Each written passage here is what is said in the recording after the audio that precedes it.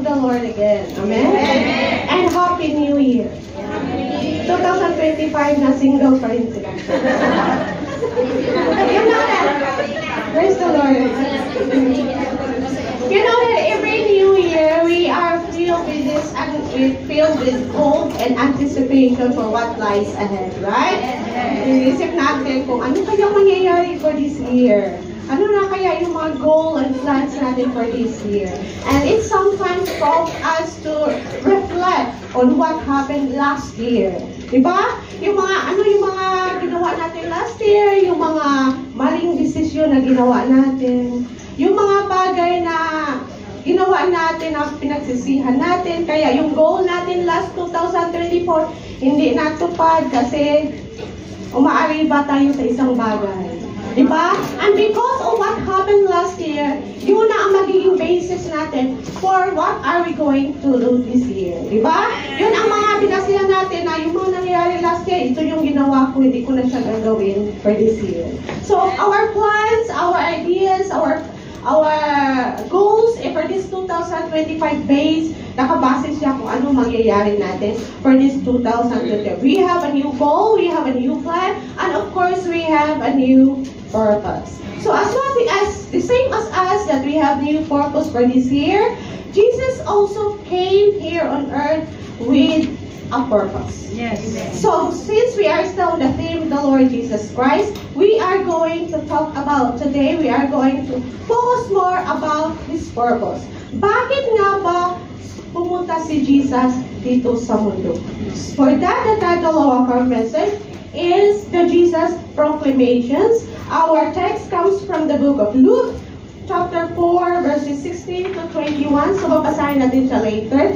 Before we start, we will pray. Hallelujah, Lord. We praise you, Father. We glorify your name. Lord, thank you so much, oh God, for this day that you have given to us, oh God, for this another year, Lord, na kasama ka namin. Thank you so much, oh Lord, for the opportunity na makapag-worship sa iyo, makapagparinig ng salita. At salamat sa mga anak ko na narito, Lord, na during their day of, oh God, ikaw ang inuna nila, Lord. Thank you so much sa kanilang mga buhay. And Lord, I pray in the name of Jesus na open the hearts and minds sa mga anak na narito, Lord, para maintindihan nila yung mga message, yung mga bagay na gusto mong iparating sa kanila today. And Lord, I also ask you, Lord, to guide me, to give me wisdom and knowledge, Lord. Ilatago mo ko sa iyong likuran. Nawa ang aking mga bagay na aking sasabihin, ayun lang mga bagay na gusto mong marinig sa mga anak mo today, oh God. I pray also in the name of Jesus, Lord God, na keep us away from any distractions, oh Lord.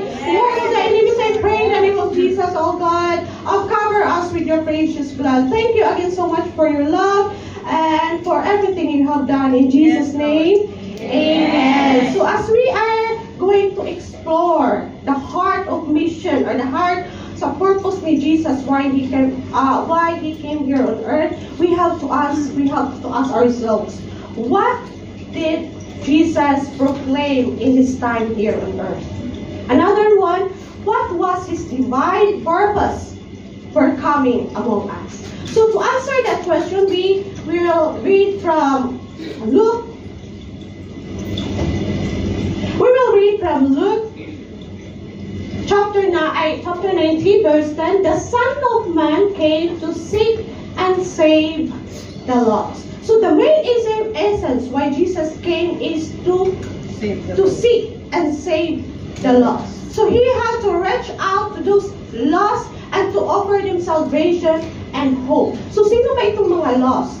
So these are, if you say lost, ito yung nawalay kay Lord. Ito yung na-separate kay Lord. So for us to understand that one, we have to think, we have to ask ourselves first, why we need to be saved? Bakit ba kailangan tayong i-save? And next, and why we are considered lost? Bakit tayo lost? So we go back from the very beginning in the book of Genesis. Alam natin kung anong nangyari. Na when Adam and Eve ate the fruit, right? The tree of the fruit of good and evil. And then nearest during that time, pumasok yung kasalanan. And that's the start, the fall of humanity. So in that state, we are in the state of separation. Spiritual separation from God. Alam natin na pag ang pasok ang kasalanan, yun ang nagsisiparate natin kay God. Right? At the very first, okay pa yung connection natin. Pero nung nakapasok na ang kasalanan na yung nasa gitna, in the center of us, kaya na-separated tayo. That's why we are wandering away from God. Lumalayo tayo. And that's why we can see that one, sabi nga sa Romans 3:23, for all have sinned and fall short of the glory of God. Since nakapasok na yung kasalanan ng dahil doon, lahat na tayo prone sa kasalanan. And tayong lahat na ang makasalanan. Amen. So, nung nangyari na yung kasalanan, yung nagkaroon kasalanan, siya ang nag-separate ng kasalanan. So, lumayo tayo kay Lord. So, the only way, mga kapatid, the only way para mawala yung to us, stay connected with God, dapat mawala yung kasalanan na siyang nag-separate natin kay Lord. Right? Kay God. So, the only way para mawala yung kasalanan is we have to be forgiven. And the only way that mapawala yung kasalanan, we have to be forgiven is through shedding of blood. Yun. So, sabi sa Hebrews 9:22, the law requires that nearly everything be cleansed with blood, and without the shedding of blood, there is no forgiveness. Amen. So, only through shedding of blood, there is forgiveness. That's why in the Old Testament,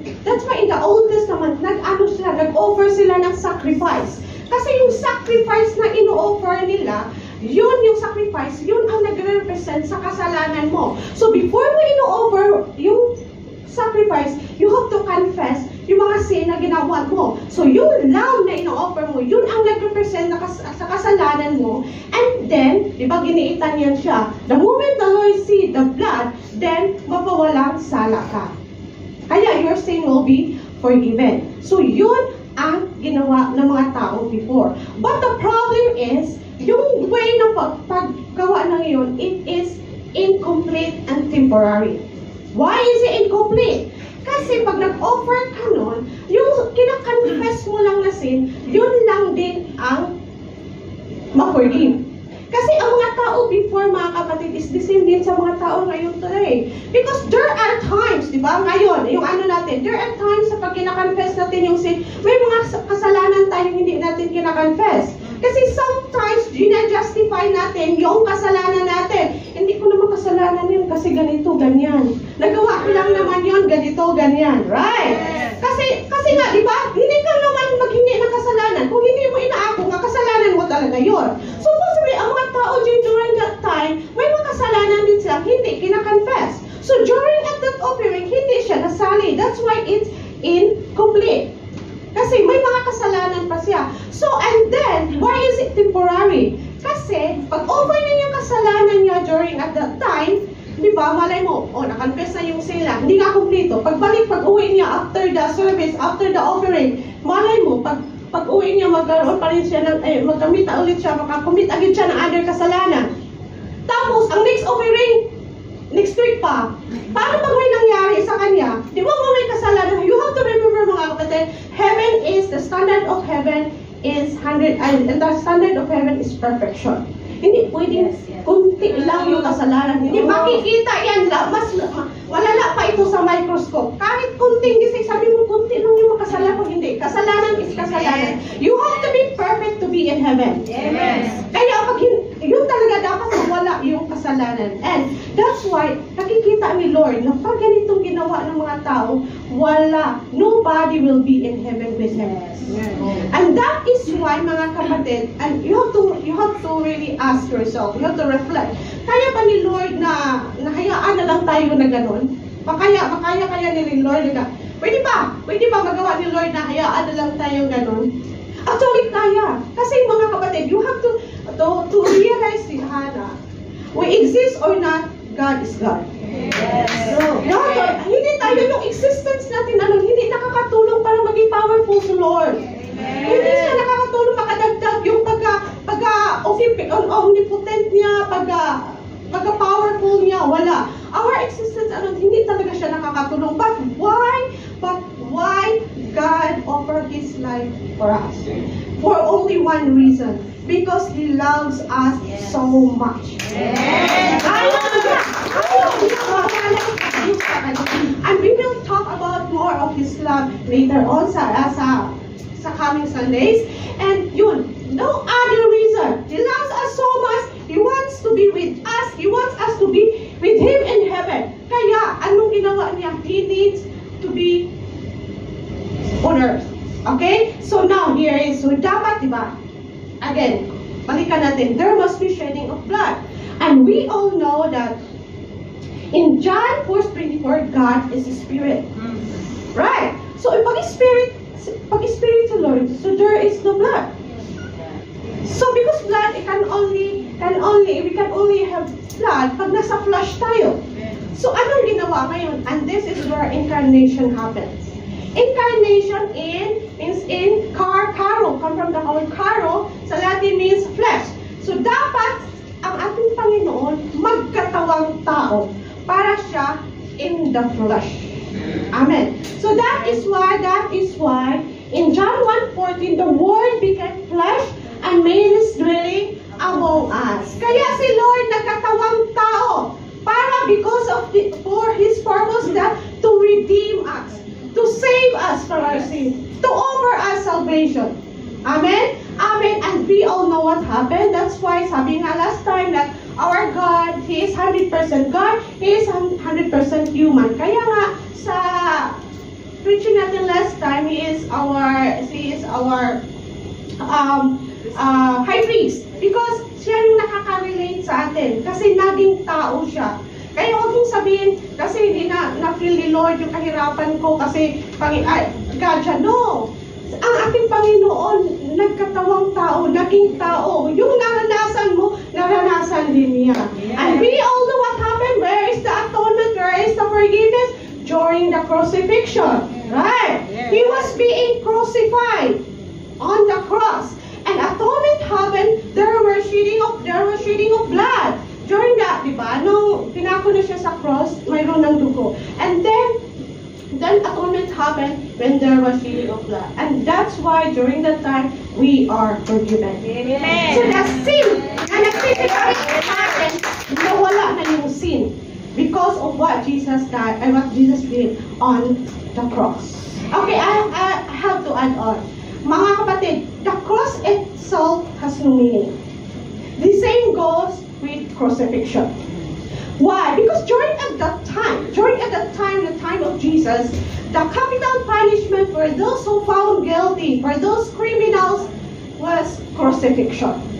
Okay? So the cross itself symbolizes shame. Kasi ang mga nakapako doon, mga makasalanan, mga criminal.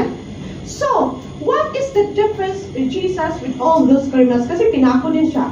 Because those people na pinapako ni as mga kriminal, sila yung mga makasalanan. But Jesus was being crucified not because He was a sinner, but because of our sin. Inako niya yung kasalanan niya, mga kapatid, para tayo mapalaya, para tayo mabigyan ng buhay na walang hanggan. Kaya mga kapatid, kasi sometimes, kasi the work of the devil will always be there. Kaya dinadivert nila yung attention natin. Di ba mapapansin niyo, pag namin nakakita ng cross, parang sinasamba na ang cross. Mga kapatid, the cross is not about the cross. It's about who was on the cross. Yes. And it's not about the crucifixion. It's about who was being crucified. Amen? Amen. Kaya mga kapatid, hindi talaga totoo yung nakikita natin sa movie. Diba? Because our power comes from our faith in the Lord Jesus Christ. May cross tayo or wala, our power comes from Jesus alone. Not only in other things. Kaya yung makikita natin sa movie, sa pelikula, ng mga horror, diba? Mga aswang, ginaganong sa cross, hindi totoo yan. Kasi yung mga nag-hold pa naman ng cross, hindi nakakilala kay Jesus yun. So paano maging powerful yung cross? Okay? Tapos wag ka rin kaya kung kayo pag may manligaw sa iyo, di ba? We do use cross as, sa mga natin, di ba? Ganun din, may cross din tayo, di ba? Kaya pag may manligaw sa'yo, tapos ang design ng kanyang necklace is cross, huwag kang mag-assume agad na mabait yun. Di ba? Kasi malay mo, di ba? Yung si Jesus na kinukustory, di ba? May kasama siyang mga magnanakaw. Baka yung nire-represent ng cross niya yun, yung isa sa magnanakaw. Hindi mo lang alam. Kaya ang nangyari, inakaw niya yung puso mo. At ikaw naman na asyumera, nagpanakaw ngayon. Kaya anong nangyari ngayon? Ibang suffering. Diba? So, mga kapatid, we have, our power, our salvation comes from Jesus alone. Not on other things. Kasi may mga group of religion tayo na sabi lang nila na, di ba, na naggawa sila naman ngayon, sabi lang nila, nirepresent ko lang naman na yung baby Jesus. Dito na point na yun ang sinasamba nila, di ba? Pinapahiran pa nila. Kasi yun ang way ng kaaway. Dinadivert niya tayo. Amen? Amen.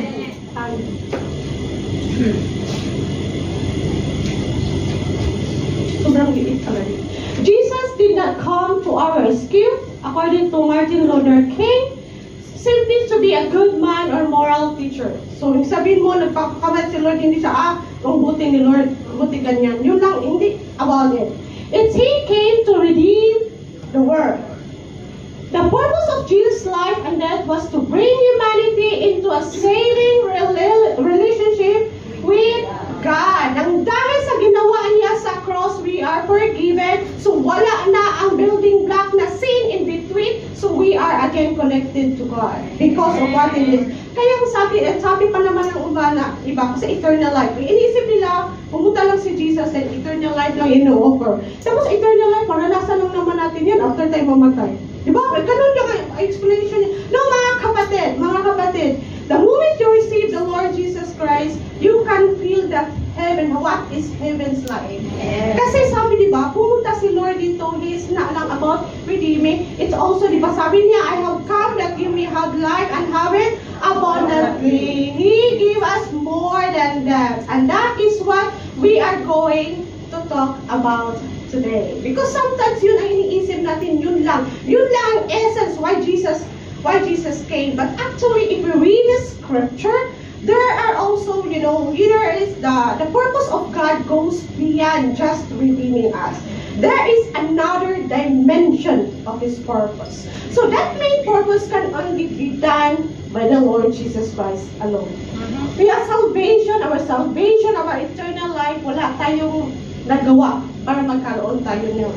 It's only done by the Lord once and for all. So that's why it is once and for all, kasi nga, di ba, yung Old Testament is incomplete. But what Jesus did is complete. Why is it complete? Kasi hindi lang pino-forgive niya yung kasalanan mo in your current state, pati yung kasalanan mo na darating in the future. All was covered. Understand? So yun and it's eternal because we know that God was being resurrected. He is alive. He is in heaven. So since Jesus is is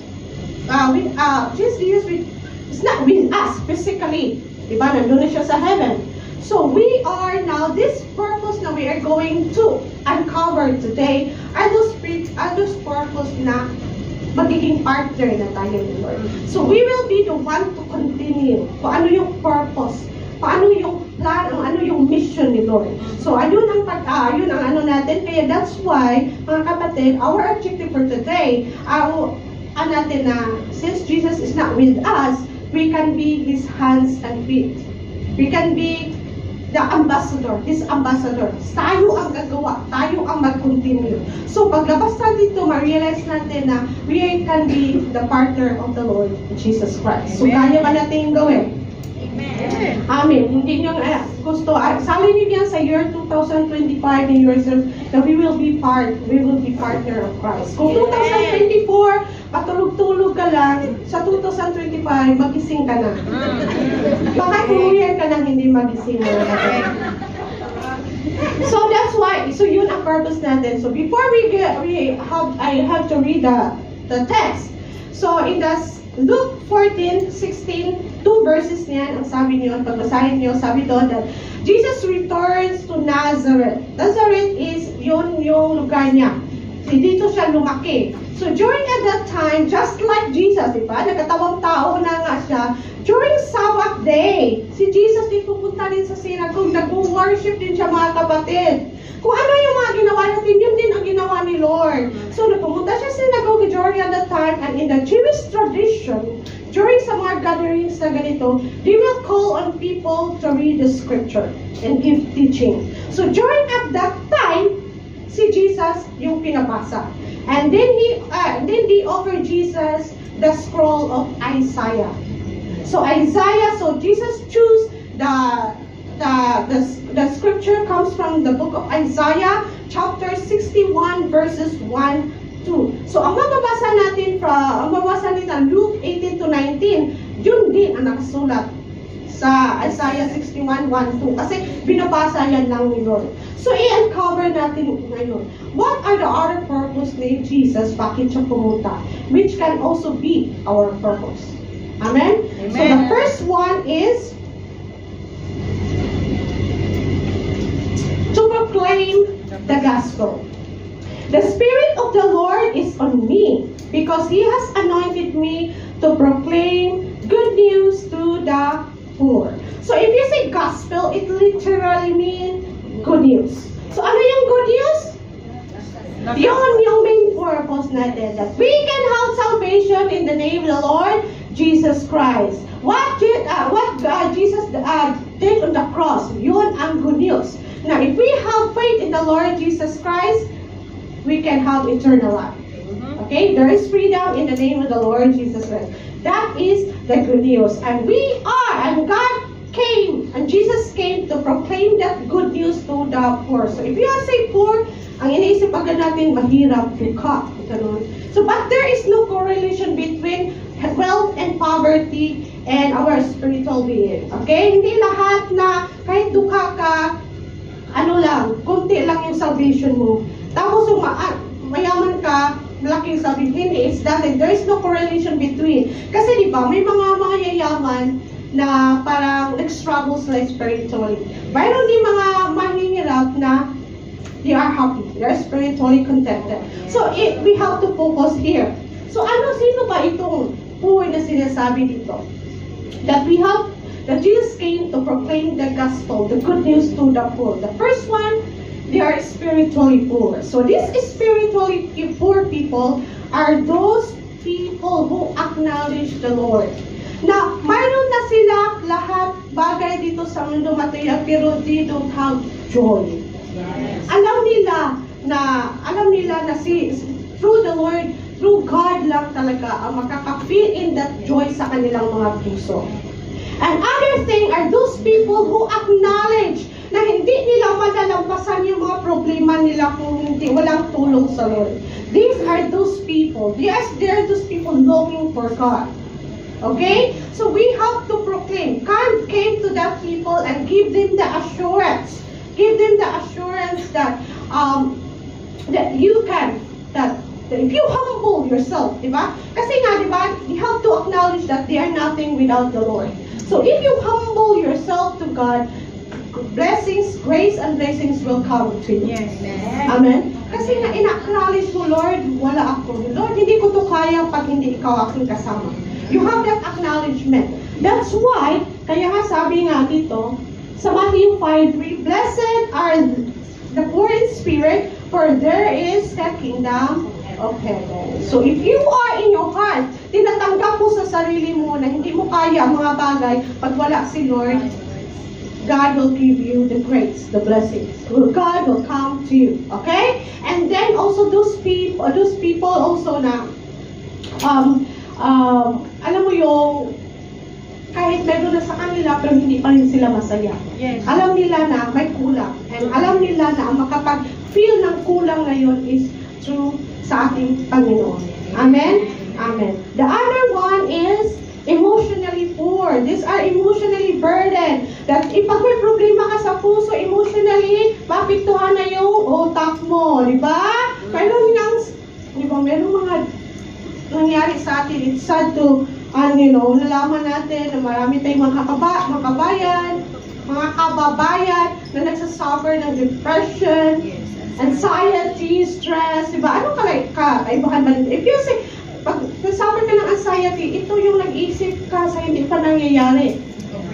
Lagi ka na, ano kayo mangyayari, gano'n, hindi ka na mapalagay. Ano mangyayari sa future? Ano mangyayari sa akin? So hindi ka makatulog. Kaya naturirin ka na sa trabaho. The next one is yung stress. Yung stress ka is yung current situation mo. Wala ka naman magawa sa current situation mo, pero iniisip mo pa rin. Diba? Na-stress ka sa amo mo, tapos ganito, ano mangyayari sa akin, may ganito, parang sakit ng puso. And then depression is yung past. Diba? Nadidepress ka, so ano nangyari? Hindi ka maka-move on. Move on na mga kapatid. Okay? So Jesus came to all these people who's emotionally burdened. Alam niya na, if you have the Lord Jesus Christ, God will always be there for you. Makayanan mo yan. Kaya sa hirap na anong pinagdaanan mo, alam mo, nakasama mo si Lord. Diba? Through His Word, through His promises, makaya natin malagpasan. Diba? Ano ang promise ni Lord?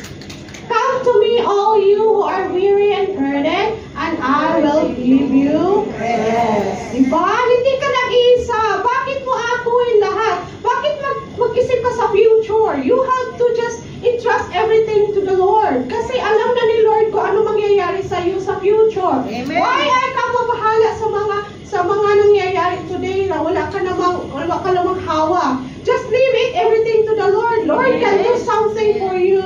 And why are you thinking about your past? When tapos na yun, when you have the Lord Jesus Christ, you are a new you. You have a new beginning. You are a new creation. God is giving you your hope. And verse 6. And next one, ito yung mga socially poor. Ito yung mga socially poor, ito yung mga being neglected. Diba? Yung feeling na, kasi meron naman talaga mangyayari. And we heard this one during our mag-evangelize tayo, diba? Na may kamag-anak sila mayayaman, tapos sila mahirap, hindi na sila pinapansin. Diba? May gano'n na mangyayari. So, yung mga taong gano'n, so parang nag-lose self-esteem na sila, na parang, tapos may mga tao na, punta dito, diba? May amo tayo, tapos ikaw naman, feeling mo kunyang ka na talaga. So, nagpapiling kunyang ka rin talaga. Yung mga gano'n, na parang, kasi kunyang na kasi ako. Kasi ganito lang talaga ako. Yung mga gano'n, as being rejected, and you have that kind of mindset. Mga being socially poor, those people, God will, and also those people, those yung mga, alam mo, yung mga, so na-trigger yung mga broken family. Diba? Wala akong papa, wala akong mama, broken family. Mga ganun. God, Jesus came for you also, for those people also. Nasi kay Lord, wala siyang dinidiscriminate. Imagine what? That gift of salvation is offered to everyone. Mayaman ka man, hindi, abo ka man, or skunyang, wala. Lahat yan, binibigyan ni Lord ng gift of salvation. You have to always remember that. And, ano nga nangyari? Ipasampo kay Samaritan woman. Diba? Yung mga tao before, dinineglect lang sila sa society. Wala silang power. Pero ano ginawa ni Lord? Nakipag-connect siya doon. Jesus is the bridge. So, hindi pwedeng, kay Lord, lahat tayo welcome. We are welcome in the family of God. Diba? Kung feeling mo, broken family ka, wala kang family, you have the Lord as your family. Right? You can call Him Father. Kung wala kang family. He is your family, He is your everything. And also, di ba, yung tax collector si Zacchaeus. Remember? Pag people kasi pag mga tax collector before, iba na yung iisip na makasalanan. But God has given him the chance. Di ba? Kaya ang nangyari, na-save siya kay Zacchaeus. Remember? Yung umakyat sa puno, tapos sabi niya, Zacchaeus, pupunta ako sa bahay niyo. Guys, di ba? And then, salvation happens. And there are also many times na si Jesus nakipagsalo-salo sa mga taong makasalanan, right? So, inisip mo kayo mga kapatid, pag nakakita din tayo ng mga tao na mga ganyan, huwag mong isipin. Kasi minsan, di ko naman nila lahat, pero there are Christian na pag nakakita nila yung mga taong nagpapariwara, ganun, parang iba na yung tingin nila, mapunta naman yan sila sa inferno naman yan sila. May judgment na lang masyado. Na feeling natin Christian tayo, nakilala ni Lord na parang iba tayo. Hindi mo iniisip na kahit naglalasing yan, nagkukumaog na yan siya dyan, ano pang pinagagawa niyan, the salvation is also offered to them. Yes. Ganon, walang pinipili sa Lord. That the moment they receive the Lord, they can have eternal life as well. Yes. Okay? So Jesus came for those people emotionally poor, socially, and spiritually poor to offer them the good news that in Jesus Christ there is salvation. Amen. Amen. Amen. So this one is our Great Commission, a take from Mark 16:15. He said to them, "Go into all the world and preach the gospel to all creation." So this is our Great Commission. We are supposed to preach the gospel, the good news to all people. Hindi lang ikaw yung magkaroon ng buhay na walang hanggan, mga kapatid. We also have that commission. We are asked to preach the gospel to everyone also. Because, diba, there are two, diba, mayroon tayong sin of commission and sin of omission. Pag sin of commission, ito talaga yung mga bagay na ginagawa mo na mali. Mali talaga, nagkasala ka talaga. Commission, sabi ni Lord, hindi pwedeng magnakaw, nagnakaw ka. Alam mo, mali yun. Okay? Tapos, mayroon din sala na sin of omission. Ito yung bagay na alam mong tama, pero hindi mo ginagawa. Sabi dito, mag-preach ka ng gospel, sabi ni Lord yan. Pero hindi mo ginawa. Hindi mo pinagasa. Yun ang sin of omission. So we are really, it's our really to obey the Lord what God has asked us to do. Amen? So hindi lang ikaw yung mabe-bless, pati yung mga tao na sinisharean mo ng we have that compassion to other people. Okay? So according to this Saint Francis of Assisi, preach the gospel at all times, when necessary, use words. So this is where that ipinikiklaim ka na Christian ka, dapat makikita din sa mga action mo. Yes. Hindi pwede na sabihin mo Christian ka, tapos pariwara ka. Yes. Kasi diba, minsan ang mga tao, wala ka pang sinabi, makikita, mas tinitingnan nila yung action mo. Kasi through your action, ma-realize nila na, ito pala ang born again. Kasi before, when I was yung bata-bata high school, because ako Catholic ako Tapos yung mga auntie ko, mga born again. Tapos kasi ako during that time, even high school years, marami akong iniisip. Kasi like for example, mahirap kasi kami. So mahirap kasi kami. Tapos actually during that time, medyo involved ako sa school. And then, pero mga bagay na ayoko makipag-involve kasi nga mahirap kami. Parang ina-isolate yung self ko kasi alam mo na, baka may mga bagay silang gagawin na hindi mo kayang gawin. No? Parang ganon, something like this, so in-isolate ko. So marami ko iniisip na baka ganito mangyari, baka ganyan. So parang hindi ako mapakal during the time. And then, itong mga born-again Christian na pumupunta sa bahay ng auntie ko, kilala ko yung katayuan nila sa buhay. They are just mahirap din. Pero na-feel ko sa kanila kung gaano sila kasaya. Yung joy ba? So parang kasi nga, di ba, parang mabuburden kapag marami kang iisip, may stress ka. So, parang, Lord, gusto ko na makafeel yung joy na yun. Na parang, I don't want to think about everything. Yung mafeel ko lang yung joy na yun. So, parang, yun ang nakita ko sa tao. So, kaya tayo din, magiging, din tayo na, kasi we are the light of the world. Na parang, mag-declare natin, ito pala yung mga born again, na, gaano kadaming problema, pero makikita mo pa rin na, makaya mo kasi kasama mo si Lord. Yes. Hindi rin pwede po tayo puro salita, dapat makikita. Sabi nga, di ba, sa Biblia na faith without word is dead. So dapat, kung ano yung kiniklaim mo, kinoproclaim mo, dapat ganun din ang makikita sa action. Amen. Okay?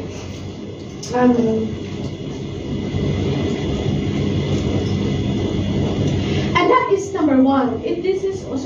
That is why Jesus came, to proclaim that good news to the poor. So focusing sa mga poor. And that will be our purpose as well. Okay? And then we have the number two. to proclaim freedom. So He has sent me, thank you. He has sent me to proclaim freedom for the prisoners and recovery of sight for the blind, to set the oppressed free. So ito freedom. Kagawasan is Bisaya. Kalayaan. Diba? May kagawasan ako. No? Tapos may kalayaan from all these things. So isa-isahin natin. Saan ba? From what freedom tayo na siniset free ni Lord?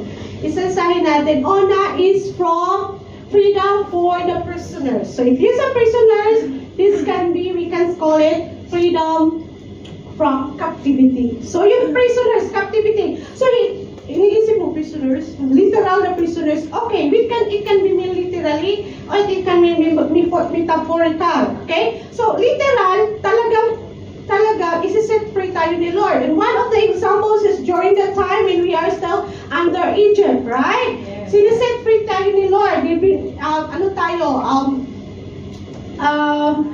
Pinalabas tayo sa Egypt and then ilagay tayo sa the land of yes, the promised land. The land of Canaan, diba? Yeah. And the other thing for captivity, mga kapatid, hindi lang ito siya literal na siniset free ka.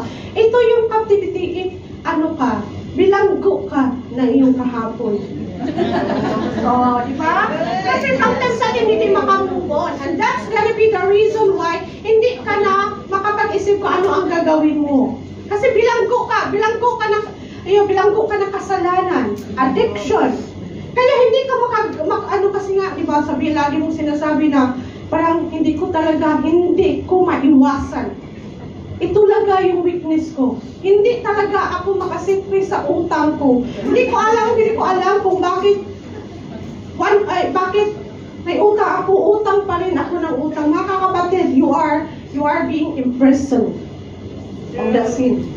Kaya God is coming to you to set you free from that captivity. Kaya when you have the Lord, you have a new life. Kaya wag ka na, mag-move on ka na, wag ka nang babalik. Kaya sabi ni Lord na, so if John 8, if the Son sets you free, you will be free indeed. Free na tayo. God will be able to set free from addiction. Diba? Kung ang weaknesses natin, mga gwapo. Diba, lagi tayo, pagkita natin yung gwapo, talagang hindi ko maiwasan.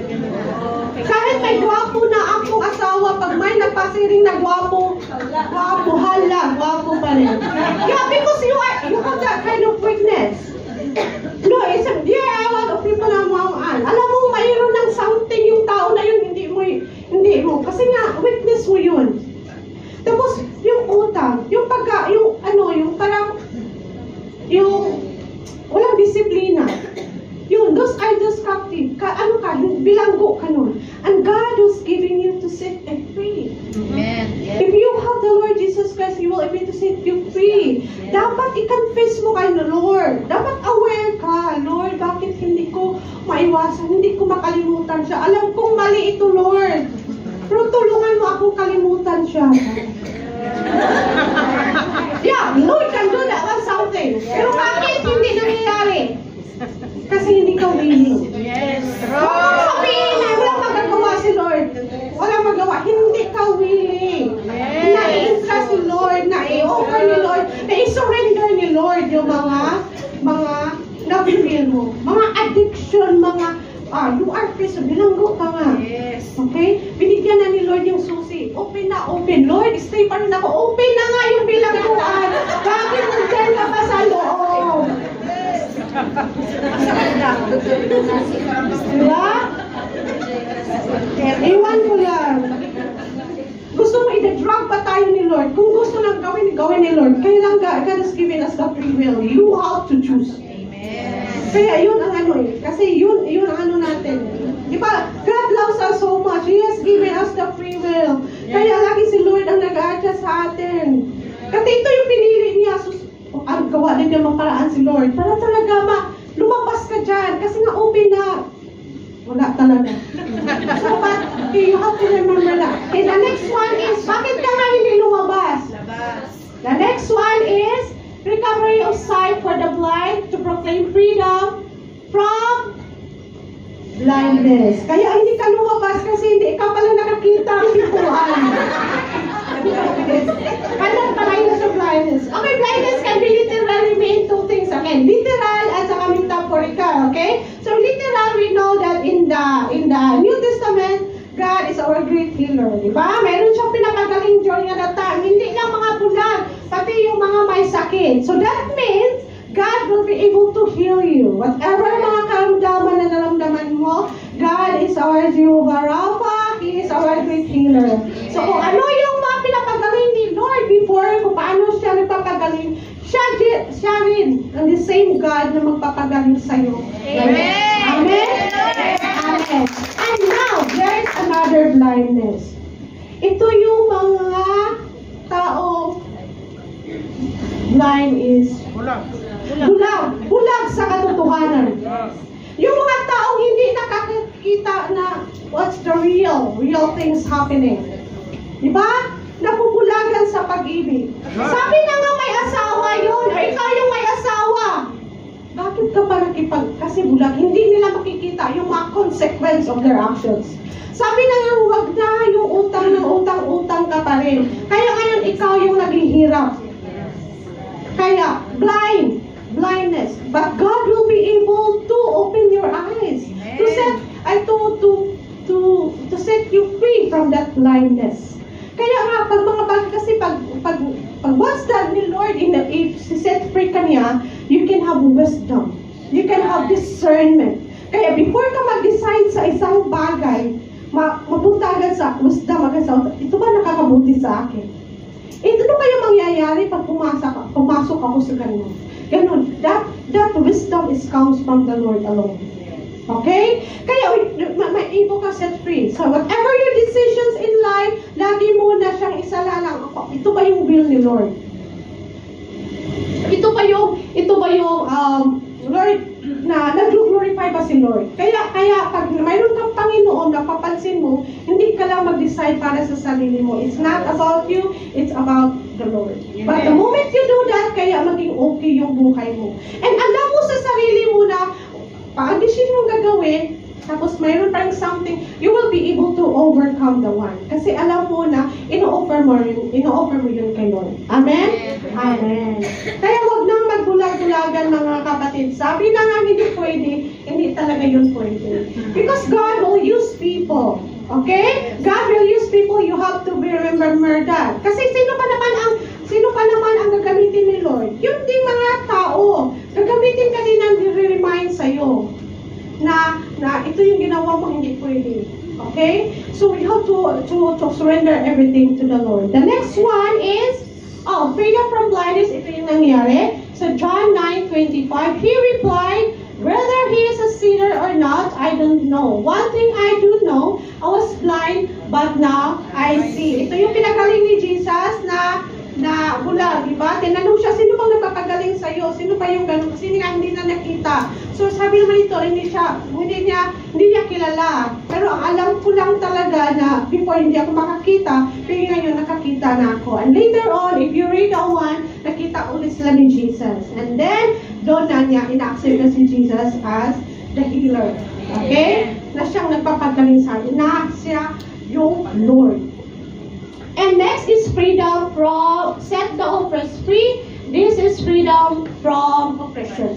So this is the same with the socially for mga tao, oppressed. When you are oppressed, sometimes kasi yung mga tao na parang pag ino-oppress ka na sa mga tao, parang nineglect ka na, parang sinasakyan mo na lang din. Diba? Ganun tayo, right? Na tapos yung mga lamos, especially sa mga shame, mga guilt mo na ginawa mo before. Kasi kaya sometimes yung mga nangyari sa atin, mapapansin nyo, may mga parents na gumawa ng kasalanan before. And then now, nasasuffer sila, parang binabalik ng anak nila. Tapos parang sinisisi nila yung sarili niya kasi ganito ako before, ganyan ako before. Kasi kaya parang mapapansin mo, parang kawawa yung ano nila. Hindi sila makapagsalita kasi ang iniisip nila, ganito kasi ako before. Diba? Kasalanan ko talaga kung bakit siya nagkaganyan. Kasalanan ko, ngayon inaako mo na. Diba?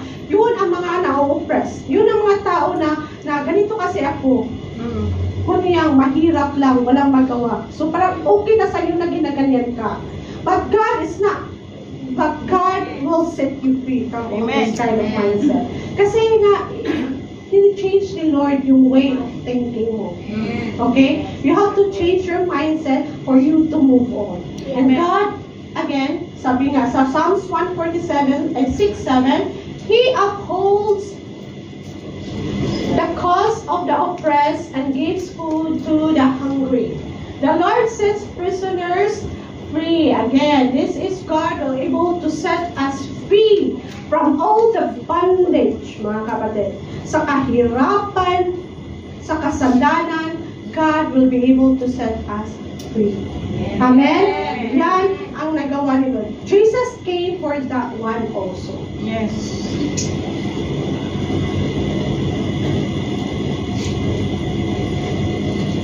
So it is for freedom. This is from Galatians 5:1. It is for freedom that Christ has set us free. Stand firm, then, and do not let your souls be burdened again by a yoke of slavery. So mga kapatid, this has to remind you that once God set you free, huwag ka nang babalik sa dati. Di ba minsan, pag nakautang tayo, pinifill out ka na ni Lord, naubos, ano ba yan? Natapos na yung bayaran mo yung utang mo. Tapos bumalik ka pa rin sa pangungutang. Yun, lugmok ka na naman. Tapos nag-ask ka na naman ni Lord, but Lord God is good. It's all graceful, really unending yung grace ni Lord. Then, ipifill out ka rin ulit kay Lord, di ba? Tapos, babalik ka na ulit ng mga, Lord, mga kapatid, nagsasuffer ka lang. Hindi, God has setting you free already, pero ikaw mismo ang bumalik. Okay? Huwag ka nang babalik. Stand firm and do not let yourself be burdened again. Yes. And be a yoke of slavery. Amen? Amen. See, we find freedom when we find God. We lose it when we lose Him. Amen?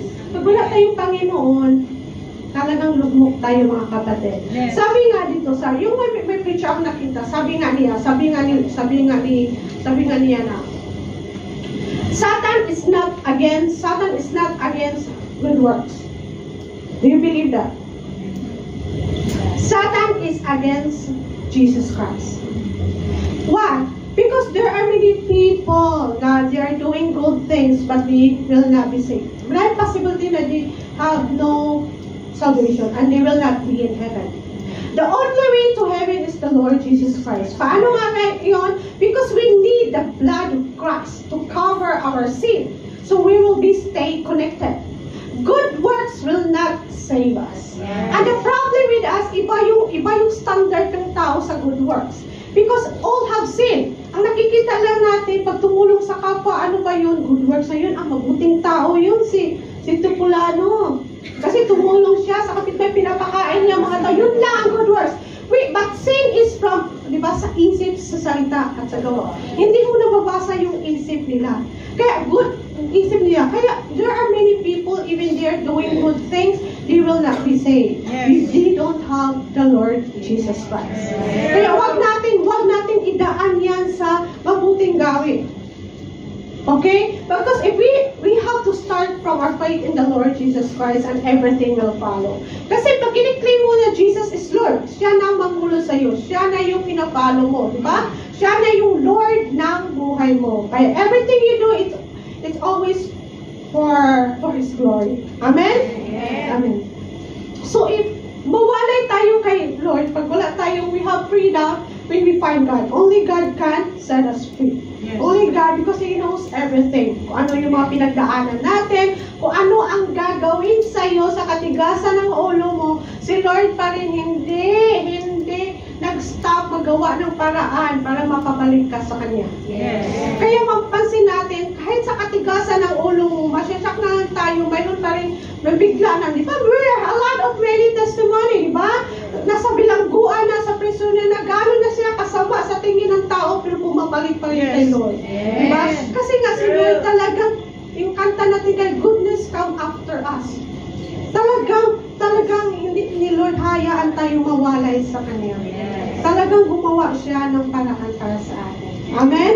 Ganon katindi, ganon kalupit yung love ni Lord sa atin, mga kapatid. We have to try to think. And then, next one, ito na. So, ito, proclaim freedom. The next one is to proclaim God's favor. So, to proclaim the year of the Lord's favor. So, ano itong God's favor? Actually, God's favor, the year of the Lord's favor, comes from in the year Leviticus chapter 25, because during that time they have this jubilee year, 50th year. Pag 50th year na daw, lahat ng mga will able to redeem you or will able set you free. Like for example, if may utang ka during at that time, after 50 year, mawala na yung utang mo. Impas na. Masaya pa yung impas na tapos na yung utang mo. If you are a slave ka siya during that time. After 50 years, let go ka na, hindi ka na slave. Yung mga so Jesus used this concept. Then, yung mga owner, your landowner, those landowner siguro, binibinta nila yung mga owner nila. After 50 years, yung mga binibinta nila, babalik yun sa kanila. So, yun ang mangyayari sa 50th year. But, mga kapatid, I tell you, the moment you receive the Lord Jesus Christ, you don't have to wait for 50 years. God's favor is available anytime. At this moment, we can experience that freedom. We can experience that grace and mercy ni Lord. Kaya kung iniisip mo talaga, siguro iniisip mo ngayon, no, siguro okay yung before the 50th year, maimpas na yung utang ko. Hindi na ako abutin ng 50 years sa utang. Mga kapatid, I tell you, the moment you receive the Lord Jesus, instant na yun, we will be able to set free for all those things na nagpabind sa atin. That kind of bondage. Amen? Amen. Kasi nga, di ba? Kasi nga, mga kapatid, if you receive the Lord Jesus Christ, what's the use of you having all the things in life when you don't have wisdom? Yes. Diba? Useless. Magkaroon ka ng pera, hindi ka nga magbibigay sa tithe ngayon. Tapos mabilis mawala yung pera mo. Kasi nga, wala kang wisdom on how to handle your money. Yes. That wisdom, makuha mo lang if you are obedient with God. Amen. Sabi nga ni Lord, pag nag-obey ka, diba, nag-focus ako sa tithe, so I know that there are people, kasi nga diba, sabi nga ni Lord, the tithe is not just about Him gino-glorify, it's obedience. I-start talaga yun. Kasi yun, kasi Lord naman, hindi niya kailangan yung tithe natin, diba? Yung mga inuutos ni Lord, hindi yun para sa Kanya, mga kapatid. Para yun sa atin. Amen! Tapos hindi pa natin gagawin, ipara lang namin sa atin. Kaya nga minsan ako, nag-drama ako sa bahay. Kasi yung mga alaga ko, minsan tumigas din yung ulo. Tapos nag-drama ako. Kasi nga, sabi ko, yung ginawa ko na ito, hindi naman ito para sa akin. Para naman ito sa'yo, iyak-iyak na din ako. So imagine mo yung ganun. Si Lord, ginawa ang lahat, hindi naman yun para sa Kanya. Kasi ma-exist tayo, wala. God is still God. Pero ginawa niyo ni Lord because He loves us so much. Para we stay connected. Kaya sabi niyo, ito ang gagawin mo, ayaw mo. Ipara rin naman yan sa'yo. Diba? Amen. Kaya nga, so obedience. It is for us. Ang iniisip ni Lord, ang laging iniisip is about us. Kaya nga sabi sa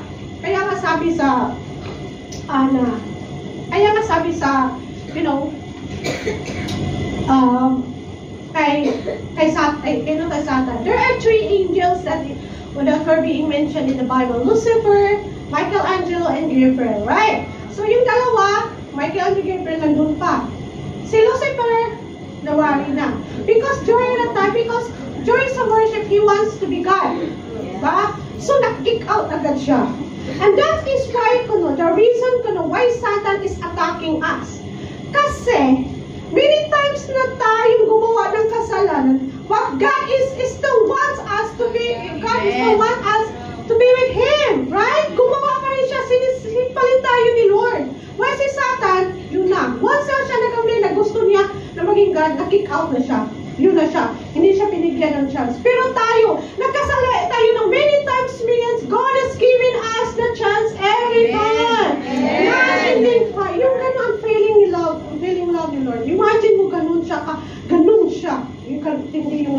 sa atin. Di ba? Binigyan tayo ng chance. Hindi talaga niya tayo pinabayaan. Hindi tayo pinabayaan, talagang sinusunod-sunod tayo sa Kanya. So, pag this way is hindi siya effective sa'yo, gagawa siya ng way na mas effective sa'yo. Di ba? God is good. So, that is the year of the Lord's reward. So, ito yung 50th year. Leviticus 25:10. Consecrate the 50th year and proclaim liberty, kalayaan throughout the land to all its inhabitants. So, yun ang in-explain ko kanina. Lahat, after 50 years, lahat mababalik sa'yo. And you will also set free. Then, the next one, this one, ano ba itong God's reward? It is unmerited favor. So, if you say unmerited favor, it is not because of you, but because who God is.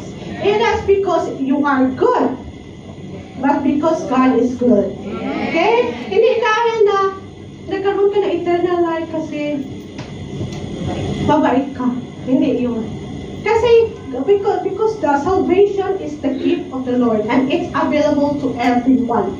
Kaya wag kang magsabi na itong mga naglalasing yan, wala na yung pag-asa. Hindi mo alam na yung gift of the Lord available din sa kanila. Okay? So the gift of God is not because you are good, but because God is good. So wala tayong nagawa yun. Gift yun ni Lord. Pag gift yun ni God, yun tatanggapin mo yun kasi gift nga niya yun sa atin. Amen? Amen. So this is, for it is by grace you have been saved through faith. And this is not from yourselves, it is the gift of God, not by works, so that no one can boast. Hindi mo kaya ipagmalaki na, mayroon na ako, I will be in heaven with God. Kasi mabait ako. Kaya no, it's not because of that.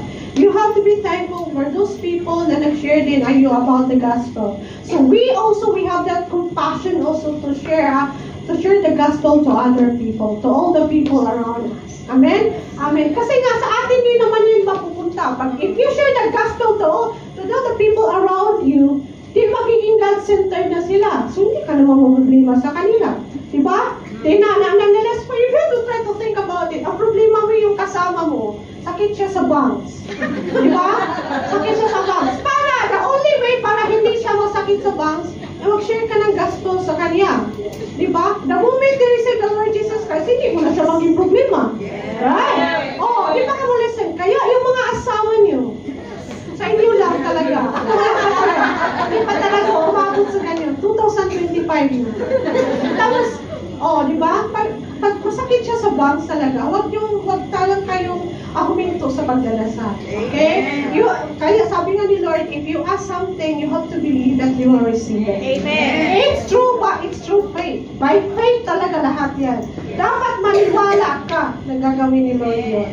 Okay? Saka, gano'n man yan katagal, it's not, sabi nga sa favorite ko na, yung restaurant, something cooking show, it's not how you start, it's how you finish.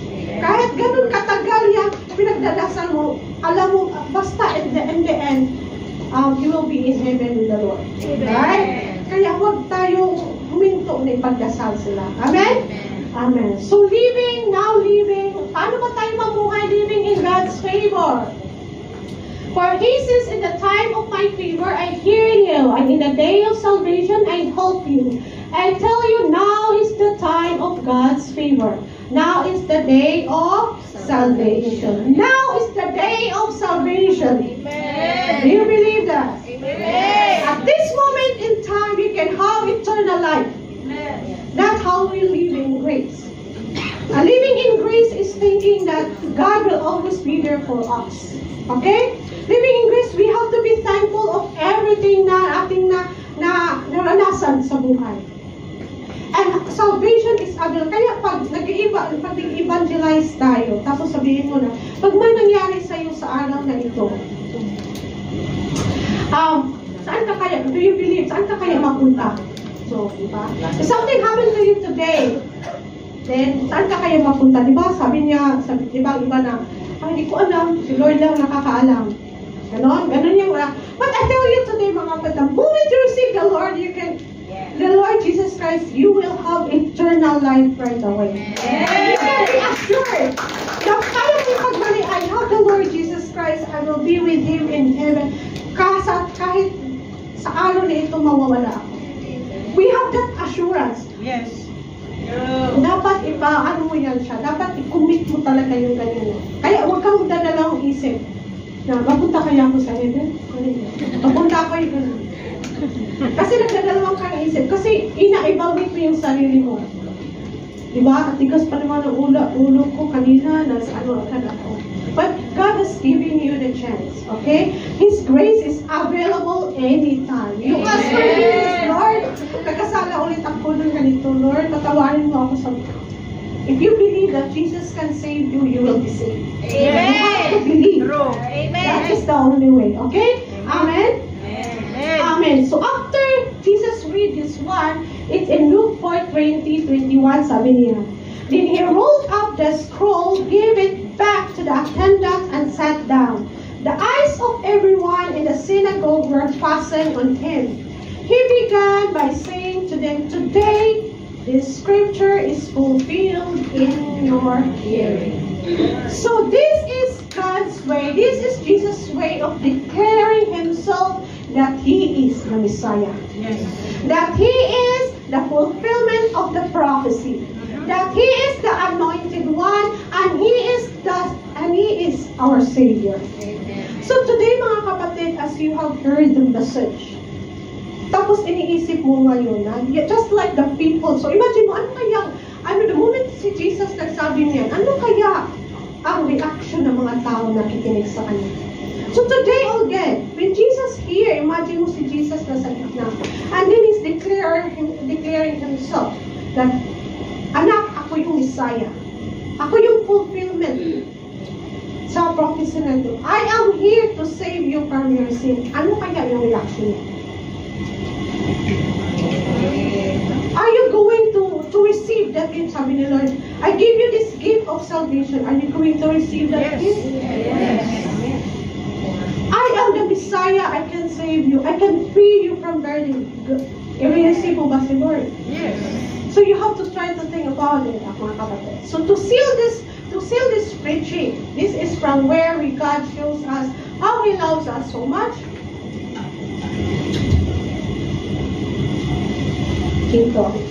This is the verse. For God so loved the world that He gave His one and only Son, that whoever believes in Him shall not perish, but have eternal life. It is through Jesus Christ we can have eternal life. For God did not send His Son into the world to condemn the world, but to save the world through Him. So paano tayo save through the Lord Jesus Christ? Jesus is the only way, the truth, and the life. Amen. No one comes to the Father except through Him. Because the sin na nagsisipahit sa atin is only through Jesus Christ na mawala yan. That we will be forgiven and that we are be connected again. Amen? Amen. So let us stand. Let's sing Forever Grateful.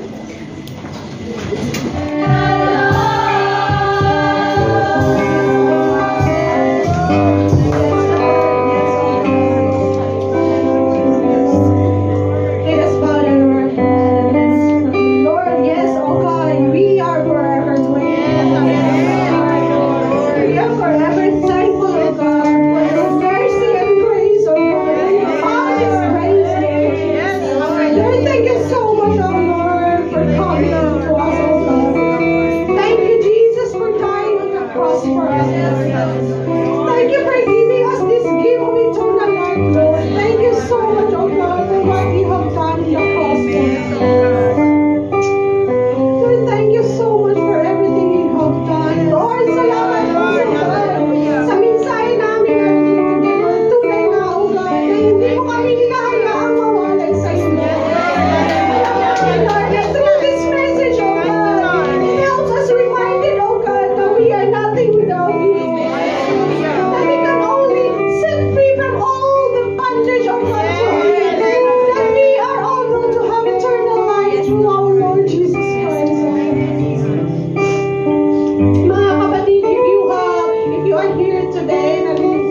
basahin ni Lord sa atin. And here, in front of you, pag nandito si Lord, in your presence, you have to remember that si Lord, si Jesus kumayo sa harap mo, at sabi niya, anak, narito ko sa harap mo. I can save you. I can give you eternal life. That in me you can only have this. In me you can have freedom. That is in me that you can set free from all the bondage.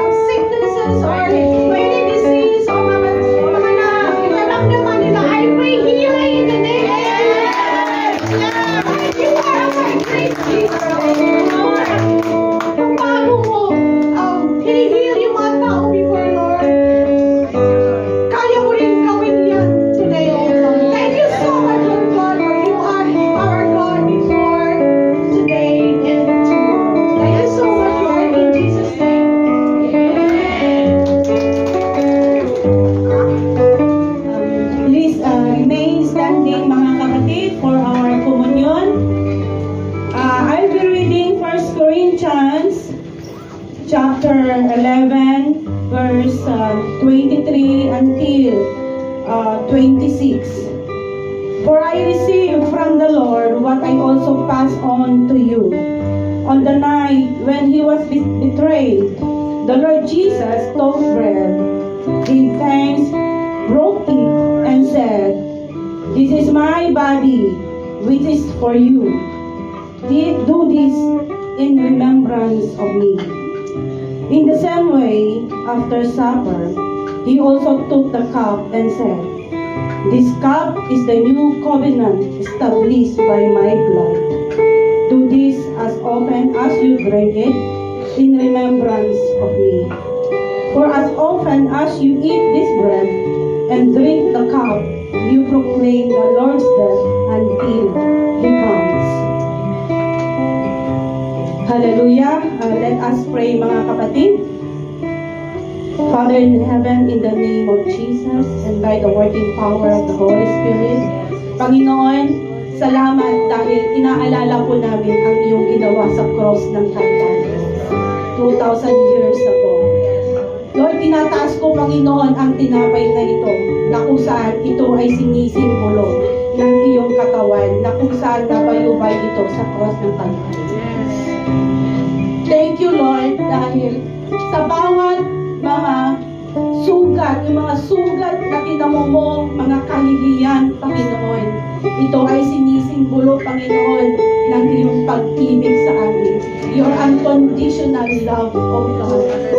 And, Panginoon, salamat din, Panginoon, itong kopal na ito na kung saan ay itinataas po namin na ito ay sinisimbolo ng iyong banal na dugo na siyang dumanak sa cross ng Kalbaryo.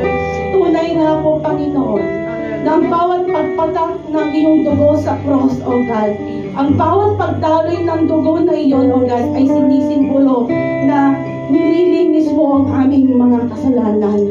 Salamat, Panginoon, dahil sa iyong sacrificial love na binigay mo sa amin, Panginoon, ay kami ay binigyan mo ng buhay na walang hanggan. Tinataas mo, Panginoon, ang bawat mga kapatid na magpapartake ng mga elementong ito. Dalangin ko, O God, anuman yung mga dinaramdam nila sa kanilang katawan. I pray, Lord, in the name of Jesus, Lord, ang kagalingan ng bawat isa. Dahil by your stripes, we are healed, O God. Thank you, Lord, i-cover mo na yung banal na dugo ang lahat ng mga elementong ito at ang mga taong mga narito, O God, na magpapartake. And this is all my prayer in Jesus' name. Amen.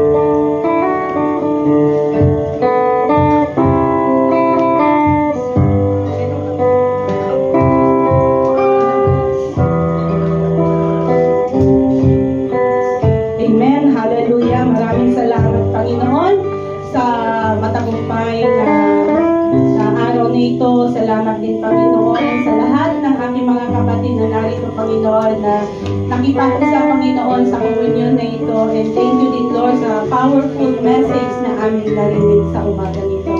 Sa iyo po namin ibinabalik, Panginoon, ang pinakamataas na papuri at pagsamba sa pangalan ng aming Panginoong Yeso Kristo. And everybody will